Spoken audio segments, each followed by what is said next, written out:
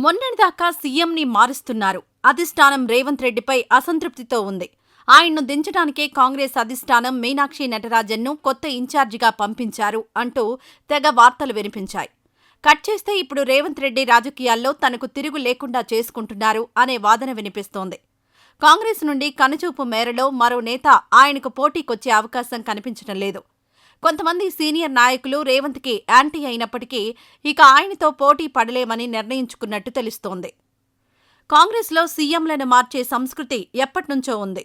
దాన్ని దృష్టిలో పెట్టుకుని రేవంత్ని కూడా త్వరలోనే మార్చేస్తారు అంటూ ఊహాగానాలు మొదలయ్యాయి. ఇది రేవంత్కు తెలిసే పార్టీపై తన పట్టుని నిలుపుకోవడమే కాదు, పార్టీపై పట్టుందని నిరూపించుకున్నాడు కూడా. కేసీఆర్పై కామెంట్స్ కానీ, కేటీఆర్ని అస్సలు లెక్క చేయనట్లుండే బిహేవియర్ కానీ రేవంత్లో మాస్ లీడర్ని చూపిస్తోంది.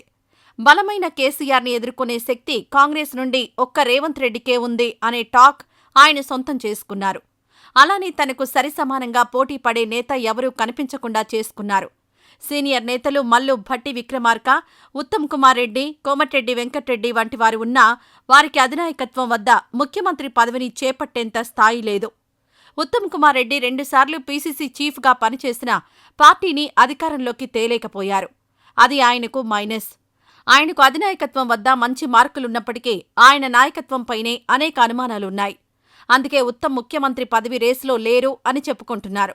దానికి తోడు ఆయనే స్వయంగా తాను ముఖ్యమంత్రి పదవి రేసులో లేనని ఇటీవల చెప్పి అందరినీ ఆశ్చర్యపరిచారు. ఇక మల్లు భట్టి విక్రమార్కకు అధిష్టానం వద్ద మంచి పేరున్నప్పటికీ, అందరినీ కలుపుకుని పోయే నేత అయినప్పటికీ పార్టీని విజయం వైపు నడిపించే శక్తి సామర్థ్యాలు లేవన్నది పార్టీ వర్గాలే అంగీకరిస్తున్న విషయం. అందుకే ఉప ముఖ్యమంత్రిగా ఉన్న మల్లు భట్టి విక్రమార్క పేరు కూడా రేవంత్ రెడ్డికి సరిసమాన స్థాయిలో లేకపోవడం రేవంత్కు కలిసొచ్చినట్లుగానే కనిపిస్తోంది. కోమటిరెడ్డి వెంకట్రెడ్డి కూడా తొలినుంచి పార్టీని నమ్ముకున్న నేత. దశాబ్దాల నుంచి పార్టీలోనే కొనసాగుతూ ఉండడం ఆయనకున్న ప్రత్యేకత. ఎన్ని కష్టాలు ఎదురైనా ఆయన పార్టీ జెండాను వదిలిపెట్టలేదు. అయితే కోమటిరెడ్డి దూకుడు మనస్తత్వంతో పాటు ఆయన 10 మందిని ఆకట్టుకునే పరిస్థితి లేదన్నది వాస్తవం. కోమటిరెడ్డి వెంకట్రెడ్డి కూడా ముఖ్యమంత్రిగా రేవంత్ రెడ్డి 10 ఏళ్ల పాటు కొనసాగుతారు అని చెప్పి తాను కూడా ముఖ్యమంత్రి రేసులో లేనని చెప్పకనే చెప్పారు.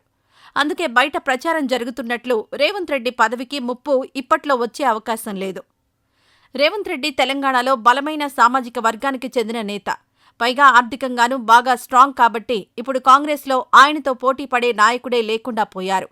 తాజాగా ప్రవేశపెట్టిన బడ్జెట్లోనూ రేవంత్ ముద్ర స్పష్టంగా కనపడిందని, ఇక ఈ 3 ఏళ్లు సీఎంగా రేవంత్కి ఎదురే లేదని రాజకీయ విశ్లేషకులు చెబుతున్నారు.